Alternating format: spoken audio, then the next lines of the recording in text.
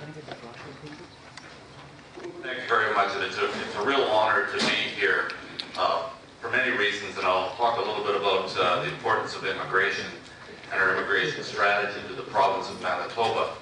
But for me personally, to be here in Ljubljana is very important and a great learning experience. I started my career with our immigration program, the Manitoba Provincial Nominee Program, and I remember looking at applications with names like Ljubljana and Moga and many towns and villages from the Punjab.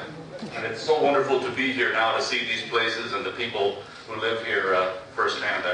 It's a great honor for me. I'm also have the privilege of being the Assistant Deputy Minister of the Department of Immigration and Multiculturalism. This is a new department that our government created last year, and it says a few things. One, we're the only province that in Canada that has a dedicated Department of Immigration and Multiculturalism. And it speaks to the importance of immigration to Manitoba, but also speaks to the importance of diversity, of having welcoming communities, and of citizenship. We're not just about bringing people to the province, it's about keeping them and welcoming them and making them an important part of our social and economic life. Because, as you've heard, in Manitoba we have many strategic advantages, economic and educational, but we feel that people are one of our greatest strategic advantages. We're located in the center of Canada, in the heart of the country, with a diverse and robust economy, characterized by sustained and dependable growth. And the people who come from all over the world to make Manitoba their new home really are what makes Manitoba very unique. One of the most diverse places in Canada, in fact. But the other piece is the people who live there and welcome them. Manitoba is one of the most welcoming places in Canada. That's why our license plates all say Friendly Manitoba. One of the biggest reasons, of course, that our capital city, Winnipeg, is one of the fastest growing cities in Canada is our immigration strategy. We have a Made in Manitoba approach. It's called the Manitoba Provincial Nominee Program. We attract entrepreneurs, skilled workers in every sector of the economy. And the Indian community is one of our fastest growing communities. With India, as you've heard, being the second largest source country for us, and 60% of those coming from places like Ljubljana, Moga, the other communities and towns throughout the Punjab. And immigrants from India and the Punjab are well represented in every sector of our society, from India to education and to government, as you've seen today, including very prominent members of the Manitoba legislature. People are attracted to Manitoba generally by the economic opportunity that we offer and a very affordable lifestyle. A family, for example, in Manitoba earning a salary of $75,000 keeps at the end of the year 25% more than a family in our neighboring province, Ontario. Housing is still amongst the cheapest, is the cheapest in all of Canada. Now, there are many ways to demonstrate how our growing through immigration strategy has contributed to our province's economic strength. For example, our growth in immigration is strongly correlated with our growth in GDP, indicating that immigrants don't just come to take advantage of a strong economy, they're actually helping the economy to continue growing. This graph demonstrates how our significant growth through immigration year over year has supported a very healthy labor market. Because despite this growth, our unemployment levels have remained consistently low and demand for skilled labor consistently strong. Throughout this period of growth, Manitoba has maintained the lowest immigrant unemployment rate in Canada. Now, the success that we're achieving in Manitoba isn't happening just by chance. We don't just attract people to our province, we invest in their success through a system of settlement supports and services that is the best in Canada. In fact, recent evaluations bear this out and show how well we're doing. For example, a very recent study we conducted found that 85% of those sampled were employed after 3 months of arrival. 76% were homeowners within 5 years, and 95% were determined to stay in Manitoba, many of them wanting to invite their friends and family to join them. So along with strong economic performance, affordable lifestyle, and welcoming That's another secret to our success. Successful immigrants attract more newcomers who also want to share in that success. So why are we doing this? Why do we have such a successful growing through immigration strategy? Well, we really need it. The demographics for Manitoba, as for much of Canada and much of the Western world, are showing an aging population, although Manitoba much slower than many other jurisdictions. We still are looking down the road to the future where current labor market projections indicate that, at least until 2020, the demand for skilled workers will continue to outpace the supply. During this period, it's projected that 254,000 job openings will be created. Created by expansion and economic growth, where it's expected we'll have 93,000 new jobs, but also just looking at worker replacement through retirement and aging, that will create the rest of them. So overall, a 13.4% job openings growth will occur in the Manitoba labor market. If you want to get a sense of what this demand for skilled labor looks like, I've got a graph up there that kind of gives you a snapshot of a very diverse economy. The growth really in the demand is across all sectors. So most, the strongest in areas like sales and service and banking and finance and trades and transportation, but also across a variety of other sectors such as health, sciences, and manufacturing. Now, how do people come to Manitoba? What pathways do they take? Well, we welcome and have historically welcomed people from all sorts of pathways to Manitoba. People have come as refugees, they've come through family sponsorship programs, but most recently, for the last 10 years especially, people have been coming as economic immigrants, attracted by that very strong economic growth we've described today. And most importantly for us, they've come through that most important economic program for the province, that Made in Manitoba strategy that you see highlighted there, called the Manitoba Provincial Nominee Program. Over 80% of the immigrants we receive come through this program that we have built in partnership with the Government of Canada.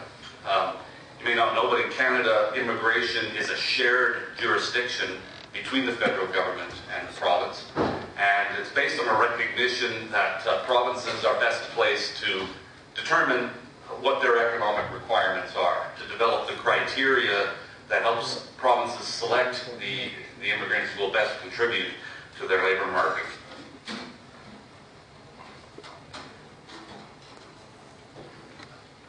I'll tell you a little bit quickly about how the program works. We're really about selecting skilled workers and entrepreneurs based on an ability of the applicant to demonstrate their ability to demonstrate their potential to establish successfully in our communities as permanent residents. So it's not, well, some programs you might be familiar with are really looking at finding temporary workers to plug into current vacancies. Manitoba's program is really about looking at the future. Yes, we want the workers and we want the investors, we want their families to come with them, and we want them to invite and bring their other skilled worker friends and relatives and investors overseas to join them in Manitoba. That labor market graph I showed you earlier gives you a sense of the kinds of occupations and skills that are most in need, and that's what we evaluate when we receive applications. We're looking at people who can demonstrate the skills and training, employment experience, and job-ready English that will help them fit into our labor market quickly. We're also very encouraging, as Cheryl pointed out, of international students who receive their training in Manitoba, who experience life firsthand in Manitoba, and who wish to stay in Manitoba and start their careers and families in Manitoba, to do so through our provincial nominee program. We were one of the first provinces to provide a pathway for international students to apply for permanent residence and stay in Manitoba and become citizens of Canada that way. The application process is what we call a very direct approach. We like the applicants to apply to us directly. Our interest is in having a direct connection with the applicant. You don't need a lawyer, you don't need an immigration agent to apply to our program. We like it, in fact, if people put together their own documents. We have in our application package now something new called a settlement plan, where we're looking for the applicant to do some forward planning about how they plan to be successful in Manitoba. So if they're in a regulated occupation or an occupation for, where there is perhaps a demand in different regions of the province, we'd like them to do some of that research. If the job's going to require a higher level of language, we'd like them to look into opportunities to improve their language ability. So the settlement plan is an important part of the application, along with the education documents, along with the work experience documents, that tells us that the applicant has done a lot of planning and thinking about how they're going to be successful in Manitoba.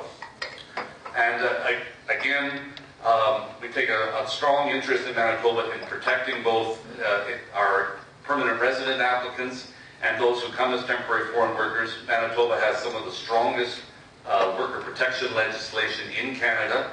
You cannot, for example, charge workers for jobs. We have a Worker Recruitment and Protection Act that requires all recruiters to be licensed by the province. You cannot assist anybody with an immigration application to Manitoba unless, as an immigration agent, you are licensed in Canada. So we take the protection and the integrity of people applying to our program very seriously. And we're also trying to make it easier and simpler all the time for applicants to do this themselves. We have an online application system called MP&P Online, where people can not only fill in the forms, they can also scan their documents. We have a cell phone friendly version of this for people who are more and more getting into smartphones and so on. We're looking at different kinds of technological solutions to help people apply more simply and efficiently by themselves. And one of the good things about bringing our applicants online is because they can take advantage of a lot of the other services we provide. We have a program called English Online, where you can, if you are an applicant to our program and you are nominated by our program, you can actually improve your language ability through an online program that not only has self-study modules and tools, you can interact with a teacher, a trained teacher in Manitoba in real time through Skype or other types of interfaces. So we're looking at ways that we can not only invite people to come and be successful in Manitoba, we can help them achieve that success through those kinds of services. A key one I want to mention just as I finish here is a new service we've rolled out in the last couple of years called Manitoba Start. Manitoba Start is kind of our welcome mat. It's when everybody who arrives in the city of Winnipeg is registered through this new service in our province's capital.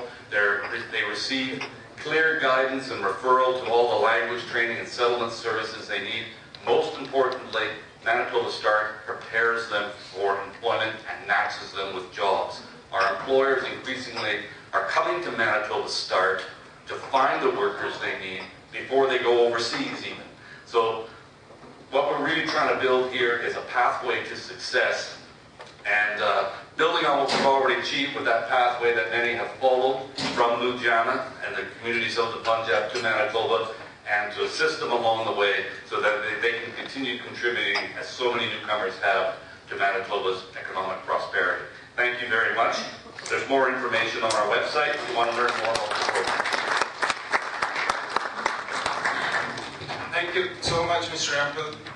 So friends, the good news is that if our family is in Manitoba, so we are wealthier by $25,000 every year, as compared to if we are elsewhere in Canada. I assume though, Mr. Rampel, that there are enough avenues to spend. Because then in Ludhiana we are talking to an audience that is used to outspend its earning actually. So we have to be careful. So before I request the Premier, Mr. Greg Stanger, to come and address the audience, I would request Vikram to please come and introduce our keynote speaker today to the audience.